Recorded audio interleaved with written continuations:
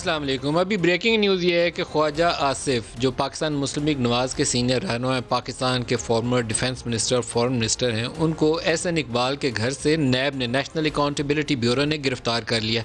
जो अभी मुझे ताज़ा तरीन अपडेट दिया जा रहा है, तफसील अभी मेरे पास नहीं है। कहते हैं कि शायद आमदन से ज़ायद असासों का एक केस है जिसमें गिरफ़्तारी डाली गई है।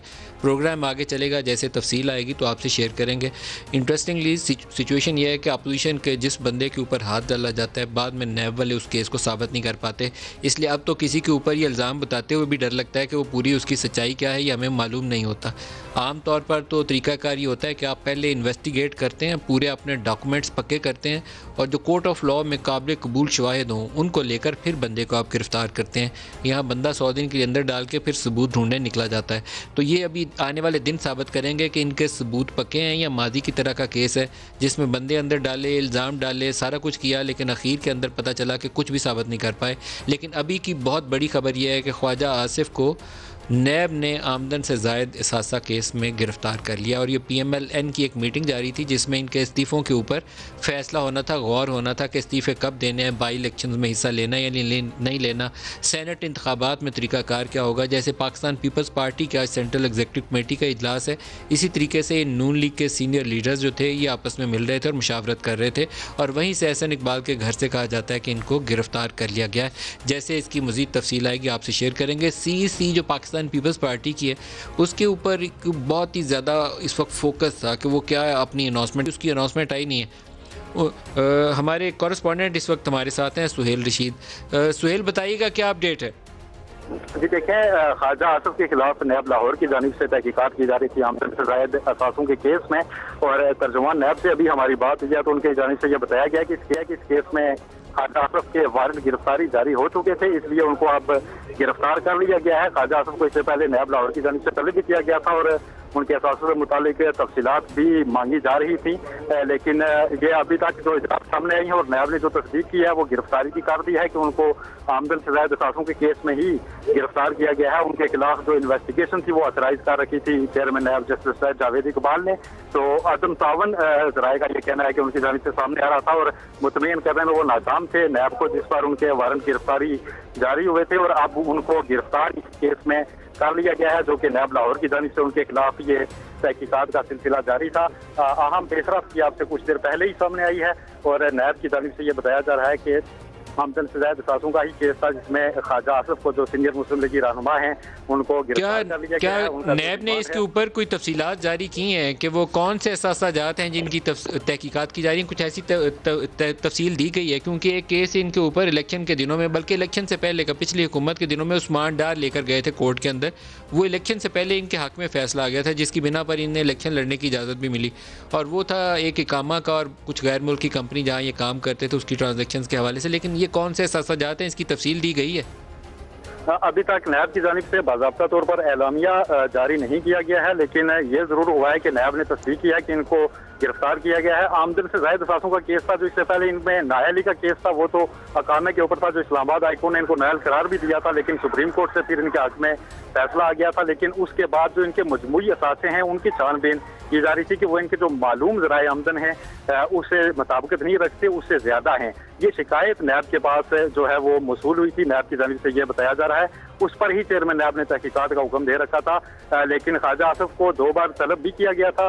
तो नैब का ये कहना है कि वो मुतमईन करने में नाकाम रहे थे, वो अपने ज़राए आमदन जो है वो बता नहीं सके थे, इसलिए मज़ीद तहकीकात के लिए तफ्तीश की गर्ज से उनके वारंट गिरफ्तारी जारी किए गए थे जिनके आज शामिल करते हुए ख्वाजा आसिफ को गिरफ्तार कर लिया गया है नैब की जानिब से और अब उनसे जो मजीद बहुत शुक्रिया आपका सुहेल। को मजीद अपडेट आएंगे तो बात करेंगे। हमारे पास इस्लामाबाद स्टूडियोज़ में फैसल वाडा पाकिस्तान तहरीक इंसाफ से और लाहौर से मियाँ जावेद लतीफ़ साहब PMLN से हमारे साथ है। दोनों को खुशामदीद कहता हूँ जी प्रोग्राम में। फैसल वाडा साहब, आपकी गिरफ्तारियों का सिलसिला जारी है और आई होप कि कुछ ट्रांसपेरेंटली मामला आगे बढ़े। बहुत शुक्रिया नदीम साहब।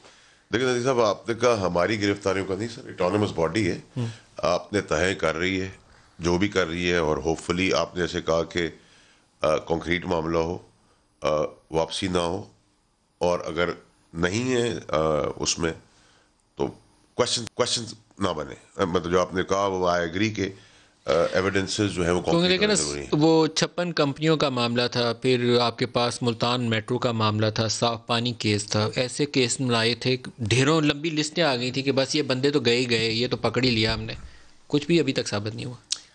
नदीम मेरे साथ ना तो हम इसके जवाबदेह बन सकते हैं क्योंकि ये ऑटोनमस इदारा है, ना हमारी डायरेक्शन उसके अंदर है, ना हमें पता है कि वो वजूहत क्या है, अरेस्ट क्या किया है, क्या एसेट्स बियॉन्ड मीन्स हैं या क्या उन पे एलिगेशंस हैं, किसी को कुछ पता नहीं है। सो आई थिंक बेहतर ही होगा कि आप नैब की तर्जुमान से ये बात पूछेंगे। जावेद लतीफ़ साहब, आप इस पे कुछ रोशनी डाल सकते हैं?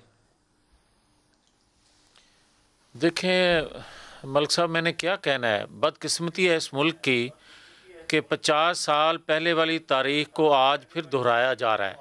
उस वक्त अवामी लीग को तोड़ने के लिए बहुत से लोगों को गिरफ़्तार किया गया, बेशुमार लोगों को नाअहल करवाया गया, सज़ाएँ दिलवाई गईं, और आज भी 2.5 सालों से वही काम हो रहा है। आप मुझे ये बताएं कि अगर वो ये बात करते हैं, इमरान खान साहब जो चीफ़ एग्जेक्टिव हैं आज, बदकिस्मती से, कि ख्वाजा आसफ़ को मैं नहीं छोड़ूंगा, उससे पहले भी जो उन्होंने नाम लिए वो सब गिरफ़्तार हो चुके हैं, इसी तरह आज ख्वाजा आसफ़ को भी पकड़ लिया गया। अगर अदारों ने चीफ़ एग्जेक्टिव के मतहत तो होते हैं अदारे, मगर क्या गैर कानूनी काम भी चीफ़ एग्जेक्टिव के किया करते हैं? आज मुझे ये बताएं कि अदारे जिस तरह इमरान खान की ख्वाहिश को पूरा कर रहे हैं, तो क्या 50 साल पहले वाली जो बदकिस्मती से लोगों के अंदर अदारों से अदमात उठ गया था लोगों का, आज क्या उस तरह का माहौल बनाना चाह रहे हैं? यही बात हम बार बार कर रहे हैं कि आप अपनी इंतकाम की आग पाकिस्तान की सलामती के बदले में मत उसको बुझने दो या उसको अपना उगाओ।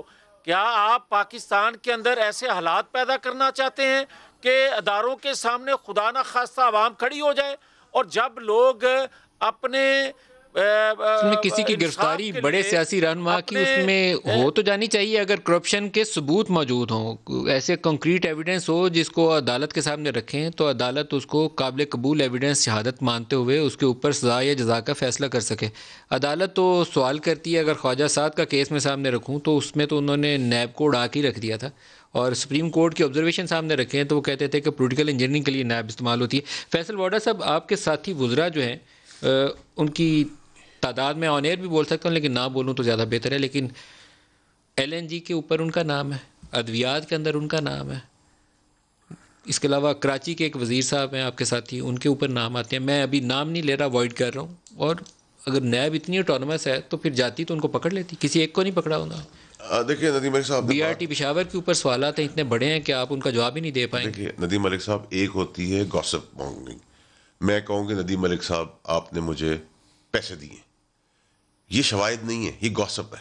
गॉसिप अगर शवाहिद में तब्दील हो जाए और शवाहिद के बाद आपको पता है मैं जिन वज़रा का नाम ले रहा हूँ, देखिए नदीम मलिक साहब, मैं जानबूझ के ऑन एयर नाम नहीं लिया, लेकिन अगर आप कहें तो 4 से 6 वज़ीर हैं जिनका मैं नाम भी ले सकता हूँ। मलिक साहब देखिए मेरी बात सुने, सवाल तो कोई भी किसी पे कर सकता है, आप मुझ पे कोई इल्ज़ाम लगा सकते हैं, यहाँ बैठ के मैं आप पे कोई इल्ज़ाम लगा सकता हूँ। इल्ज़ाम की बुनियाद होनी बड़ी ज़रूरी है, शवाहिद होने बड़े ज़रूरी हैं, एक्सेसिबिलिटी उन एविडेंस तक होनी बड़ी ज़रूरी है, और एविडेंस के बाद अगर कोई भी पाकिस्तान में तहरीक इंसाफ हो, पीपल्स पार्टी हो, नून हो, काफ हो, जो भी हो, तो मैंने अद्वियात का नाम लिया, अद्वियात का फैसल सुल्तान के ऊपर नाम नहीं है, इल्ज़ाम नहीं है, बड़ा मैं क्लैरिटी इस पे चाहता हूँ, 2 फॉर्मर मिनिस्टर्स के ऊपर एलिगेशन है। तो आपकी कैबिनेट के अंदर बैठे हुए, अभी ये शुगर और व्हीट के अंदर आपकी कैबिनेट के अंदर लोग मौजूद हैं जिनकी तरफ उंगलियां उठ गई थी, अभी भी कैबिनेट के अंदर मौजूद है। देखिए नदीम मलिक साहब, अगर को उन रिपोर्ट्स के अंदर शवाहिद बैक्ड, देखिए मैं आपको फिर बताऊँ कि मिसाल है, मेरी शुगर मिल है और उस शुगर मिल के अंदर चीनी बढ़ जाती है और मैं काबीना के अंदर हिस्सा बना हुआ हूँ और मैं बैठा हूँ काबीना के अंदर, तो मैं अगर उसका पार्ट नहीं भी हूँ तो वो कहेंगे जी शुगर मिल इसकी है और ये कैबिनेट के अंदर पहुंच जाए तो पॉलिसीज को इंस्टिगेट कर रहा होगा। ऐसा होता नहीं है, कई दफ़ा इल्ज़ामात होते हैं, कई दफ़ा गॉसिप होती है। वो मिलर्स जो आपके इस वक्त भी काबीना के अंदर है, उसके ऊपर भी उनकी तरफ उंगलियां उठी। देखिए उंगलियां उठेंगी तो फिर नहीं बचेंगे, ये मैं क्लैरिटी बताई नहीं नदीम मलिक साहब, देखिए मेरी बात, ख्वाजा आसिफ के ऊपर जो सवाल उठे वो वजीर अभी भी आपके बैठे हुए हैं नदीम मलिक साहब, कराची के, वो जो उठे 35 साल के बाद इनकी बारी आई है, जिनको आज आप देख रहे हैं अंदर जाते हुए, तो 35 साल ना तो 3.5 साल वेट करें, 17 साल वेट करें, आधा दें, 7 साल दें, जो होंगे वो कोई नहीं बचेगा। बारी सबके, इनकी 35 साल बाद बारी है। 35 साल से पहले आपने कभी देखा था नैब ने इनको बुलाया? तो यहाँ नैब पे तो उन्होंने सैफ रहमान बैठाया हुआ था, जिसकी मर्जी हो, जिसकी पगड़ी उछालनी उछाल दे। 9 साल इन्होंने। सैफ रहमान कौन सा सही काम कर रहा था? मैं वही तो कह रहा हूँ, अच्छी मिसाल नहीं ये है। एक्सपेक्ट ना करें कि इमरान खान साहब की हुकूमत या इमरान खान साहब ये काम कर रहे हैं। अगर हमें करना होता तो हम फिर सैफ रहमान की तरह ऑपरेट कराते, कानून बदल देते, ऑर्डिनेंस निकाल देते। हम इस चीज का हिस्सा नहीं है। आप ये कंपैरिजन नहीं कर सकते कि जी आपके वजीरों के ऊपर गॉसिप हो रही है या उंगलियां उठ रही हैं। पहले ही 2.25 साल के अंदर या पिछले 6 महीने पहले आया या 6 दिन पहले किसी पे आया तो उसी दिन उनको बुला लिया जाएगा। प्रोसेस में होगी, जिनके जुर्म साबित होगा वो साबित होगा। लेकिन इनके ऊपर तो 35 साल बाद ये बात आ रही है। तो 35 साल का आप कंपैरिजन 2.5 साल से तो नहीं कर सकते ना सर। जावेद लतीफ़ साहब बताइए, 35 साल हुकूमत की है तो वो कहते हैं कि ठीक है अब जवाब देने की बारी है, जवाब दें। मैं नदीम मलिक साहब जो बात आपसे कह रहा हूँ ना, मैं बतौर पाकिस्तानी के दुखी दिल से ये बात कहने लगा हूँ कि ये 50 साल वाली जो मैं बात कह रहा हूँ ये तारीख़ दोबारा दोहराई जा रही है। आप मुझे ये बताएं कि वज़रा पर उंगलियाँ उठती हैं, वज़रा के ख़िलाफ़ सबूत हैं, आप उनको गिरफ़्तार नहीं करते। कभी कभार एक आध दाना उठा के आप बैलेंस करने के लिए इस तरह की सज़ा दे देते हो। आप मुझे ये बताएं कि जहांगीर तरीन को उसने कहा नहीं कि 62-63 पर चीफ एग्जेक्टिव आज के जो इमरान खान साहब हैं उनको तो क्लीन चिट दे दी गई, मगर मुझे बैलेंस करने के लिए नवाज शरीफ के साथ मुझे सज़ा सुना दी गई। आज अगर आप अदारों से इस तरह की तवक्को रखेंगे और अदारे अगर चीफ एग्जेक्टिव के कहने पर इस तरह लोगों की पगड़ियां उछालेंगे, इस तरह गिरफ्तारियां करेंगे, और मुझे ये बताएं कि क्या ये गद्दार थे, ख्वाजा आसिफ इंडियन नवाज थे, इन्होंने तो कोई ऐसी बात नहीं की थी किसी इदारे के मुतल्लिक। आज उनको सिर्फ महज इसलिए गिरफ्तार कर लिया गया कि वो पार्टी की लीडरशिप को फॉलो करते हैं, पार्टी की लीडरशिप के साथ खड़े हैं। मगर आपने 2.5 साल उनको तोड़ने की पूरी कोशिश की, अगर नहीं टूटे तो आज आपने मायूस होकर उनको गिरफ्तार करवा दिया। अगर ये हालत है पाकिस्तान के अंदर सियासतदानों की, अगर ये हालत है पाकिस्तान के अंदर मुस्लिम लीग की, अगर ये हालत है आज मुझे ये बताएं मौलाना फजल रहमान के चंद लोगों को टीवी पर लाकर ये कहा गया कि जनाब ये देखें ये जमात टूट गई है। अगर इस तरह आप तहरीकों को रोकना चाहते हैं, अगर आप इस तरह तहरीकों को ख़त्म करना चाहते हैं तो इस तरह इंजाम बुरा होता है। कभी तहरीकें ख़त्म नहीं हुआ करती। आप गिरफ्तार कर लें, आप कत्ल कर लें, आप जलावतन कर लें, आप किसी को हाईजैकर बना लें, आप किसी को नाहल कर लें, मगर इस तरह तहरीकें जो आवाम से उठती हैं वो कभी ख़त्म नहीं हुआ करती। उसके भयानक फैसल वांडा साहब इस पे कुछ कहना चाहते हैं जी? फैसल मियां जावेद लतीफ साहब, मैं आपकी बात से डिसएग्री करता हूं कि वो अपनी पार्टी की लाइन टो कर रहे थे। ख्वाजा आसिफ साहब आपकी पार्टी की लाइन टो नहीं कर रहे थे। इसके अंदर आपके अंदर क्लैरिटी आज भी होनी चाहिए, पहले भी होनी चाहिए थी और आगे भी होनी चाहिए। कहीं से वो पार्टी की लाइन नहीं टो करते, वो हम सबको पता है और हमें आगे बताने की, एक्सप्लेन करने की जरूरत नहीं। नंबर 1। नंबर 2 ये कि देखें ये इशू क्या है, ये जो तहरीक आप चला रहे हैं ये तहरीक क्या है।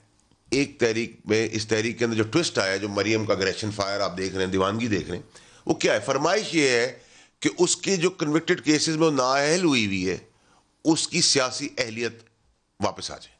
पूरा ड्रामा ये उस चीज़ के लिए हो रहा है और बाकियों को एनआरओ मिल जाए। जब ख्वाजा आसिफ जो थे, ये 4 लोग अगर मैं मिस्टेक नहीं कर रहा तो शहबाज शरीफ, उनके साथ ख्वाजा आसिफ, राना तनवीर, अयाज सादिक, ये वो लोग थे जो नवाज शरीफ को जब आर्मी एक्सटेंशन के ऊपर कायल किया गया था उसमें भी शामिल थे, और ये वही लोग थे जो बातचीत से मिल मिला के इस्टेब्लिशमेंट से राब्ता साजी भी रखते थे कि मिल के चलें, लड़ाई वाली कैफियत नहीं पैदा करनी, नाम शाम नहीं लेने। ये वो वाला स्कूल ऑफ थॉट था। नहीं सर, ये वो वाला स्कूल ऑफ थॉट नहीं था। ये स्कूल ऑफ थॉट पार्टी के बयानिया के साथ नहीं था। ये शहबाज शरीफ वाला स्कूल ऑफ थॉट है। नहीं सर, शहबाज शरीफ पार्टी का बयानिया लेता है तो ये नहीं सर, छोड़ दें सर। देखिए सर, अभी क्या कह रहे थे? अभी उनके ऊपर एक, अभी आज का दिन मुनासिब नहीं मेरे लिए कि अभी वो अरेस्ट हुए हैं, तो मैं वो मज़ा तब आए जब वो बेल पर हों या बाहर आए तो मैं फिर उनके सामने बात करूं। पीठ पीछे बात करना मजा नहीं रहेगी। सुनना चाहूँगा ना, क्योंकि हमें तो तासुर ये है कि ये वो स्कूल ऑफ थॉट है जो चाहता था कि मिल मिला के चलें, साथ लेके। सर ये वो स्कूल ऑफ थॉट है जिस स्कूल ऑफ थॉट से नवाज शरीफ इक़्तिदार में आया था as finance minister. Boot polishing इनकी तर्ज सियासत की बुनियाद है। सीड जो की गया ना झाड़ को, दरख्त को, वो ये सीड थे। ये उस सीड का ये भी हिस्सा है।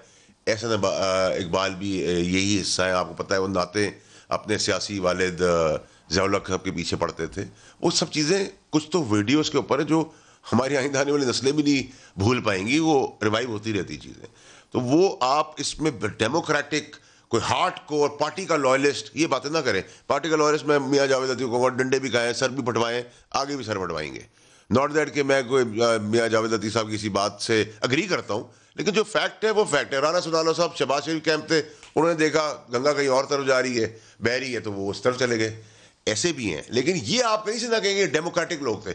इन्होंने डेमोक्रेसी और पावर को अपनी लीडर के पीछे खड़े होकर हाथ बांध के हाँ में हाँ और पैसा बनाने के लिए यूज किया, और कोई स्कूल ऑफ थॉट नहीं, कोई आइडियोलॉजी नहीं। ये बूट पॉलिसी है, यही लफ्ज आपने 100% मैं अभी भी कहता हूँ। तो फिर तो वही स्कूल ऑफ थॉट हो गया ना, जो एस्टेब्लिशमेंट से लड़ाई नहीं लेना चाहता था, उनके साथ मिल के रहना चाहता था। सर देखिए, एस्टेब्लिशमेंट से लड़ाई ना लेना और बूट पॉलिसी में बड़ा फर्क होता है सर।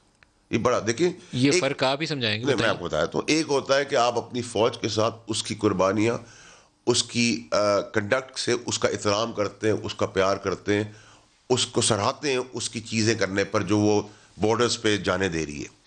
एक होता है जो आज से 25-30 साल पहले होता था कि आप किसी के पास चले गए, उसके फीता बांधा और जूते पॉलिश करना शुरू कर दिए। और आप मुझे बताएं ना, क्रेडेंशियल होता है, आपको एंकर बना के यहाँ बिठाया तो आपका कोई क्रेडेंशियल होगा, कोई क्रेडिट होगा, आपका कोई एक्सपीरियंस होगा। नवाज शरीफ एक नालायक बेटा था अपने बाप का, ये तो पाकिस्तानियों को सबको पता है ना, पैदाइश से पता है। सिवाय रोटी तोड़ने के उसको कुछ नहीं आता। कभी वो क्रिकेटर बनना चाहता था, कभी वो फौजी बनना चाहता था, कभी वो डॉक्टर बनना चाहता था, तस्वीरें भी खिंचाता था। वो राजा बाबू एक मूवी थी, उसमें ऐसा कैरेक्टर था जो हर किस्म की तस्वीर बनाता था निकट्टू नाहिल, ये निकट्टू था। इसको जनरल जिलानी और ज़िया-उल-हक के जूत पॉलिश करने के लिए दिया गया, और उसने माना है। उसने कहा मेरे सियासी वालिदैन नवाज शरीफ साहब ने बयानात दिए, तकरीरें हैं जिसमें कह रहे हैं ये ज़िया-उल-हक की जूती के बराबर नहीं है। सर बैकग्राउंड, इंसान की खसलत कभी नहीं बदलती, वो पैदाइश से वैसी होती है। आप इस पे रद्द-ए-अमल देना चाहेंगे? मैं एक गुजारिश कर दूं, मैं कभी भी इस तरह की गुफ्तगू ना कर सकता हूं, सुनने की हिम्मत नहीं है। मगर मैं ये ज़रूर आपको कह दूं, ये बार बार बात की जा रही है कि जनाब अदारे के मुतल्लिक बात ना की जाए। मुझे ये बताएं नदीम मलिक साहब, मैं अगर बात करता हूं कि आटा हमारे दौर में 34 रुपये किलो था, आज 80-85 रुपये किलो हो गया। चीफ एग्जेक्टिव इनके फरमाते हैं कि हम सब एक पेज पे हैं। हम कहते हैं कि बेरोज़गारी बढ़ गई, ये कहते हैं हम सब एक पेज पे हैं। हम कहते हैं कि पाकिस्तान के अंदर आप 3 चीजें पैदा कर रहे थे। जो उन्होंने बात की, मेरा ख्याल था कि आपको उसका रिस्पॉन्ड करना चाहिए, क्योंकि उन्होंने तो वो बूट पॉलिसी कह के तो काफी इज्जत अफजाई की, आप उसका जवाब नहीं देना चाहेंगे? हम सब एक पेज पे हैं जी, बूट पॉलिसी का जवाब नहीं देना चाहेंगे? मैं जो आप बात कहना चाह रहे हैं या जो सवाल कर रहे हैं, मैं तो उसी का जवाब दे रहा हूं। मैं ये कहता हूं कि जब हम कहते हैं कि इस पेज को फाड़ देना चाहिए, तो कहते हैं आप अदारों पर हमलावर हो गए हैं। मैं कहता हूं कि बूट पॉलिश ना कोई करता है गैरतमंद, ना कोई सियासी वर्कर तसव्वुर करता है। अगर हम जद्दोजहद कर रहे हैं तो एक बात पे कर रहे हैं कि 70 सालों में आपने पाकिस्तान का एक हिस्सा गंवा दिया। आइन कानून की बालादस्ती अगर होती, आइन कानून के दायरे में रहकर काम करते, तो मशरकी पाकिस्तान आज बांग्लादेश ना होता। आज फिर वही तारीख दोहराई जा रही है। कोई कहता है अदारों पे हमला हो गया, कोई कहता है बूट पॉलिश कर रहे हैं, कोई कहता है कि जनाब आप इंडियन नवाज हो, कोई कहता है इंडिया को आप फायदा दे रहे हो। मुझे नदीम मलिक साहब आप दयानतदारी से बताएं। नहीं मियां जावेद साहब, मैं फिर आपको याद कराऊं, मैं कह रहा हूं कि जो दरख्त का बीज था ना, वो बूट पॉलिसी से शुरू हुआ था।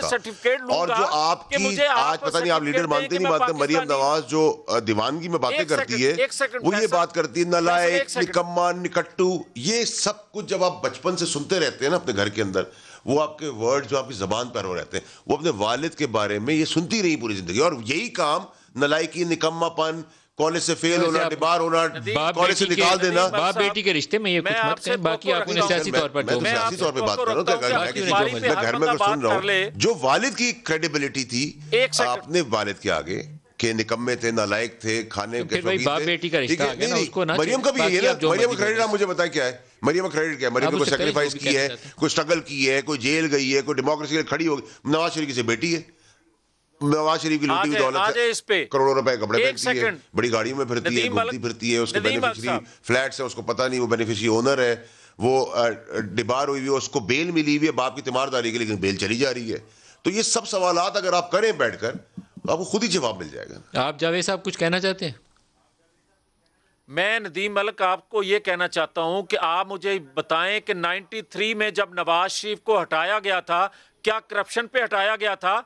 मुझे ये बताएं 97 में 99 में जब उसको गिरफ्तार करके हाईजैकर बना दिया गया था, उस वक्त कोई पनामा था? मुझे ये बताएं कि 2014 में जब उसको खिलाफ धरने दे दिए गए थे, उस वक्त क्या उसके करप्शन के सबूत निकल आए थे? और आज भी वही बात कर रहा हूं कि हसैन शीज सोहरवर्दी हो या नौन साहब हो या आप बाकी लोगों को आप देख लो, कभी भी पाकिस्तान के अंदर उस शख्स को हमेशा सजा दी गई है जिसने पाकिस्तान की तरक्की के लिए कुछ किया।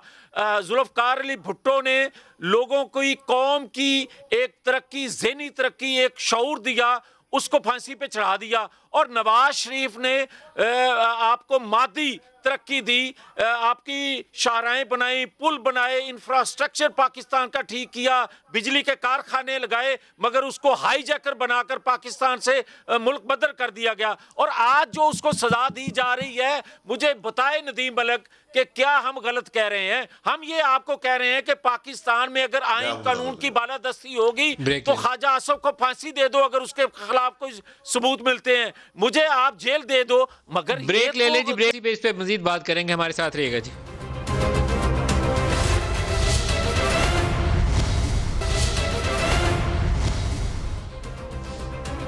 प्रोग्राम में दोबारा खुशामदीद कहते हैं। फैसल वाडा साहब, जो इस्तीफ़ों के ऊपर आज कैबिनेट की हमने खबरें सुनी, आप ही की ज़बानी सुनना चाहता हूँ, क्या फ़ैसला किया? प्राइम मिनिस्टर ने इस्तीफ़े कबूल करेंगे?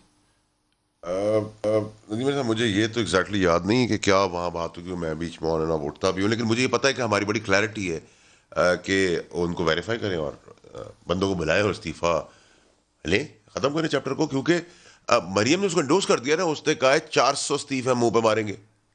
हमने प्राइम मिनिस्टर से आज जो खबर सुनी मीटिंग के बाद, वो ये थी कि इस्तीफे आएंगे तो तस्दीक के बाद फौरी मंजूर कर लिया जाए। ये तो हमारी पार्टी लाइन, ये पॉलिसी हमारी आज कोई डिस्कस नहीं हुई, ये पहले दिन से ही थी, ये तय पॉलिसी, ये तय पॉलिसी है कि जैसे ही इस्तीफे देंगे जो प्रोसीजर स्पीकर तस्दीक करके तो चैप्टर क्लोज। अब मसला ये है कि जो कॉन्फिडेंस था 400 मुंह पे मारने का, और हमने कहा था, मैंने तो कहा था प्रेस कॉन्फ्रेंस में, मैंने कहा था कि आप 400 इस्तीफे हमारे मुंह पे मारेंगे, हम तैयार हैं उसके लिए, और हम कस के लात मारेंगे।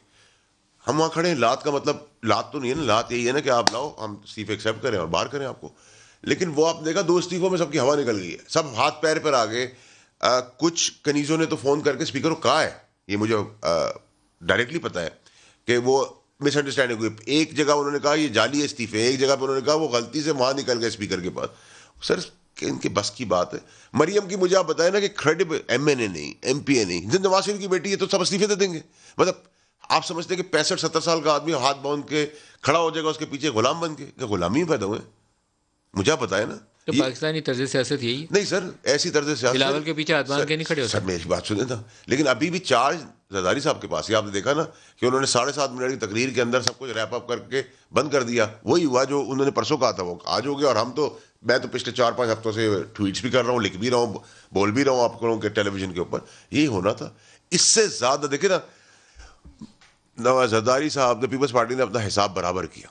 उन्होंने वही गड़ी खुदाबश में बुलाया जहाँ पे उनके खिलाफ बातें हुई बीबी के लिए, नाक भी रगड़वाई, फूल भी बरसवाए, झाड़ू भी लगवाया, ज़मीन पे भी बिठवाया। दवा की जगह वो गलती हो गई कि वो ताली बजा गई, उनको सेंस तो है नहीं, नालायक और निकम्मी तो हैं। अब हुआ क्या, उन्होंने कहा सब कुछ करके शायद ही मेरी बात मान लेंगे। लेकिन आप मुझे बताएं कि जरदारी साहब और पीपल्स पार्टी सब कुछ प्लेट में रख के एक कन्विक्टेड जो मफरूर है इस मुल्क से, नवाज शरीफ, और उसकी बेटी के लिए सब कुछ कर देंगे। और इस सिनारियो को एक और साइड पे आप ले लें, 1 मिनट के लिए आप डिबेट को दूसरी तरफ लें। चलें जी 1 मिनट के लिए मिसाल में मानते हैं कि सब कुछ हो गया, इस्तीफे हो, गवर्नमेंट चली गई, तो गवर्नमेंट में क्या आप क्या समझते हैं, पीपल्स पार्टी वापस आएगी फेडरल में? नहीं। पीपल्स पार्टी को क्या मिलेगा? यही 10-20 सीटें प्लस माइनस मिलेंगी, यही सेनेट के लोग मिलेगा। प्लस सेनेट में Peoples Party second largest party बनने जा रही है, उनका ऑपोजिशन लीडर आने वाला है। वो पागल है, इस डील को छोड़ के निकल जाएंगे? कैसी बातें कर रहे अच्छा, हैं? ये लारा है आपकी तरफ लारा से नहीं, उनके वो लिए? नंबर्स की बात है ना सर। पीपल्स पार्टी नंबर्स में पूरी है सेनेट में, वही सेकंड लार्जेस्ट पार्टी बनेगी, ऑपोजिशन लीडर उन्हीं का बनेगा। ये तो नंबर्स है ना सर, एमपीएस के बेस पे नंबर्स बनते हैं, इसमें कोई लारा लप्पा थोड़ी हमने थोड़ी सेलेक्ट करना है। ये मरियम और मौलाना को बात पता है, और मौलाना और मरियम की क्या हैसियत है मुझे आप बताएं लीगल एरिना के अंदर, पॉलिटिकल एरिना के अंदर, कि ना वो एमए ना एमपी है, ना उनकी कोई गद्दा नशीनी के अलावा सिवाय ना चेयरमैन ना पार्टी, उनको कुछ है ही नहीं, पल्ले ही कुछ नहीं है। जब मुज़ाकरात शुरू हुए तो मुज़ाकरात तो आपको इनसे करने नहीं पड़ेंगे। करने सर, मेरी बात है, हम पॉलिटिकल इंटर्नीज से थोड़ी बात करेंगे जिनकी कोई है ही नहीं। देखिए जी, शहबाज शरीफ ऑपोजिशन लीडर है, और हम तो बात करने के लिए पहले दिन से तैयार है। ऑपोजिशन के जो मेन लोग हैं, बात आपको मौलाना और मरियम से करनी पड़ेगी। प्लीज सर, अगर मौलाना तो आपने प्रेस कॉन्फ्रेंस सुना, वो बार बार तरस रहा है इस बात के लिए कि अगर कोई बात करेगा तो एक्सक्यूज मी हम देखेंगे। आप अगर की बात तब करें ना जब वो हमें बुलाएंगे, हम बुला ही रहे, हम उसको उसकी औकात में रख रहे जो उसकी औकात है ना, हम डीजल के परमिट देने वाले हैं। साथ बैठना पड़ा तो बड़ी मुश्किल होगी। डीजल की आपने बड़ी आवाजें लगाई हैं, लेकिन साथ बैठना पड़ेगा तो बड़ी देखिए मुश्किल सर, हो जाएगी। नदीम मलिक साहब, वो लॉन्ग मार्च लेके आके यहाँ डी चौक पे बैठ गया ना तो उठाना मुश्किल हो जाना। मलिक साहब, आज के बाद भी आपको लगता है लॉन्ग मार्च होगी? अभी मैंने आपको कहा था मौसम की खराबी, वो स्टेटमेंट आ गई 3 हफ्ते पहले, मैंने आपको शो पे कहा था। आज तो वो करेंगे, ये मैं आपको बता रहा हूँ। ये उनके लिए डू और डाई वाली बैटल। सर डाई फिर समझ ले, पोलिटिकली डाई एंड डेड है। बताइए जावेद लतीफ साहब। हम एक मरियल पीडीएम के ऊपर जिसकी कोई पॉलिटिकल पोजीशनिंग नहीं है उनके ऊपर, अच्छा किस बात में निकाल दें? जावेद लतीफ साहब, ये तो बाकायदा राइट ऑफ कर दिया इन्होंने, क्या कोई हैसियत ही कोई नहीं, ना उनसे हमने बातचीत करनी है ना उनको बुला रहे हैं। एनआरओ के बगैर आपकी बातचीत को मुल्क की बेहतरी के लिए कोई करनी तो ठीक है, आप अनफॉर्चुनेटली इलेक्टेड लोग हैं। पहली बात तो नदीम साहब ये है कि 10-11 जमातों का इत्तेहाद है, उसका नाम है पीडीएम। एक जमात की अपनी सीसी की मीटिंग में, इजलास में मुख्तलिफ आरा आती हैं, मुख्तलिफ तरीक़ेकार पे, ऑप्शन पे गौर होता है, तो क्या पीडीएम टूट गया? क्या पीडीएम में वो फैसले हो गए? भाई यकम को एक सरबराही मीटिंग है पीडीएम की, हर जमात अपनी अपनी आरा लेके आएगी, तरीक़ाकार बताएगी, उसके बाद अगर कोई कंसेंसस किसी बात पे होता है तो आप बात ये कर सकते हैं। मगर ये बात कह देना कि पीडीएम में पीपल्स पार्टी मेन जमात है, उसने ये फैसला कर दिया। मगर एक चीज़ मैं ज़रूर आपकी गोशगुजार करना चाहता हूँ, अगर आप को ये इल्म नहीं तो मैं आपकी खिदमत में अर्ज़ कर देता हूँ कि इमरान खान साहब ने नैब समेत दीगर अदारों को मुस्लिम लीग नून की गिरफ्तारियों के लिए एक लिस्ट फराहम की है जिस पर अमल शुरू हुआ है। और आज दूसरी बात मैं आपकी खिदमत में ये अर्ज करना चाहता हूँ, उस लिस्ट में कौन कौन है सर, जिसमें जावेद लतीफ साहब जो आप कह रहे हैं कि इमरान खान की हुकूमत ने एक लिस्ट दी है, उसमें कौन कौन शामिल है? उसमें अभी 6-7 लोग तो और भी हैं, उसमें राना सनाउल्लाह है, उसमें मेरा नाम है, उसमें दोबारा से एहसन इकबाल है, मरियम नवाज शरीफ हैं, कई लोग इन्होंने जो इनको महसूस होंगे उसका नाम ये शामिल करते जाएंगे। कौन सी इन्होंने एक लिस्ट बना के दे ली तो दोबारा नहीं ये दे सकते? कोई आइन कानून नाम की पाकिस्तान में अमलदारी तो नज़र नहीं आ रही। इसी तरह मैं एक और आपको बता दूं, इन्होंने अगर ये समझ लिया है कि गिरफ्तारियां करने के बाद मुस्लिम लीग की तरफ से इस तहरीक का जो है लीड करने वाली कोई शख्सियत नहीं रह जाएगी, तो मैं आज आपको ये बात कह रहा हूँ कि जिस नवाज शरीफ को मैं और कौम जानते हैं, जिस शख्स ने अपने हुकूमत गंवाई, जिस शख्स ने अपने समेत पूरी ख़ानदान को, उनकी जानो माल को ख़तरे में डाला, लीडरशिप जो मुस्लिम लीग किया उसको खतरात में लाहक जो है आज वो आपके साथ इस्तीफे देकर सड़कों के ऊपर आना पसंद करेगी या वो असेंबली में रहना पसंद करेगी? इसके ऊपर बड़ा सवाल है, और जब तक ये सवाल क्लियर नहीं होगा तब तक आपकी अपोजिशन जो है वो यूनाइटेड तरीके से आगे नहीं बढ़ सकती। नहीं नदीम, मैं क्योंकि 2 दिन पहले होके आया हूँ, मुझे बिलावल साहब से और बाकी उनकी जो सेकंड लीडरशिप है उनसे मिलने का और बात करने का जो मौका मिला है, जो मैंने देखा है, कत्तन कोई इब्हाम नहीं है। जो पीडीएम फैसला करेगा वो मनोन पीपल्स पार्टी उस पर अमल करेगी, मुझे यकीन है।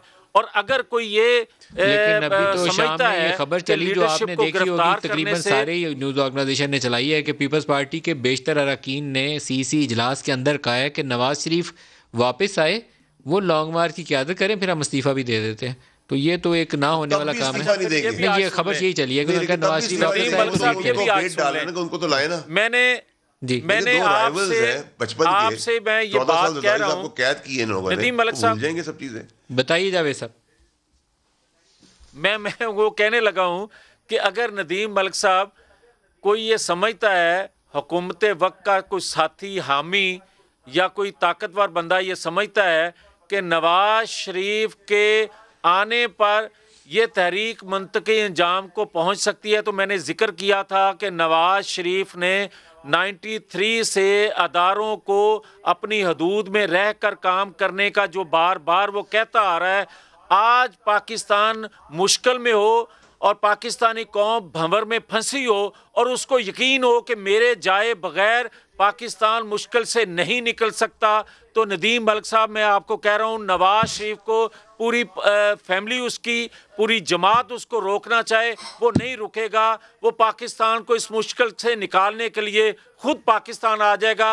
अपनी वो जो बीमारी है उस पर कंप्रोमाइज कर लेगा, मगर पाकिस्तान पर कंप्रोमाइज नहीं करेगा, जिस नवाज शरीफ को मैं और कौम जानते हैं। नहीं, बुला ही लें तो अच्छा मुनासिब है। गए क्यों थे? आप ही ने भेजा था, आपको पता होगा। फिर मेरी बात सुन ले, ये जो कहते हैं ना गए क्यों थे, तो फिर नदीम मलिक साहब इन्होंने भेजा ही क्यों था? मैं तो कभी उससे नहीं हटा ना कि जहाँ सारे ठेकेदार और हमदर्द थे, पूरा पाकिस्तान उनकी बीमारी के ऊपर कंसर्न था, वहाँ हमने भी हिस्सा डाला है, तो मैं तो इससे डायल पे नहीं उसके ऊपर। आपकी अपनी हुकूमत के वजीर खबरें देते थे जी कि क्या हालात हैं, प्लेटलेट्स काउंट कितना नीचे चला गया। नदीम मलिक साहब, ना तो मैंने उस वक्त उसको अग्री किया था, ना मैं उसको आज अग्री करता हूँ, लेकिन इंसानी बुनियादों पर अगर एक हमदर्दी जो आपको नज़र आ रही है, धोखा हो गया एक दफ़ा और, तो ठीक है, मतलब he is out of the Reena. वो मुशर्रफ को बोल रही थी कि वो मुल्क के लिए उसके दरवाजे बंद हो गए, तो इसके दरवाजे ही बंद हो गए। अगर वो सलाम कर रही थी जजेस को, तो हम कोर्ट्स को वो ये बताना भूल गए कि उन जजों को सलाम है जिन्होंने मुशर्रफ को सज़ा सुनाई, तो उनको भी सलाम है जिन्होंने इनके वालिद को सज़ाएं सुनाई। तो मतलब ये तो मिक्स प्लेट चार्ट चलती रहती है। और देखिए, कोई वाइब्रेंट बात हो, कोई आगे का कोई रोड मैप हो, बताएं इमरान खान साहब ने ये गुनाह और सरजद कर दिया इस मुल्क के अंदर। ये 35 साल से राज कर रहा था, इसने मुल्क का बेड़ा गर्क कर दिया। 35 साल 40 साल जिन्होंने मुल्क का बेड़ा गर्क किया, वो कह रहे हैं हमें वापस आने दो। कमाल है। ब्रेक ले लेना चाहिए।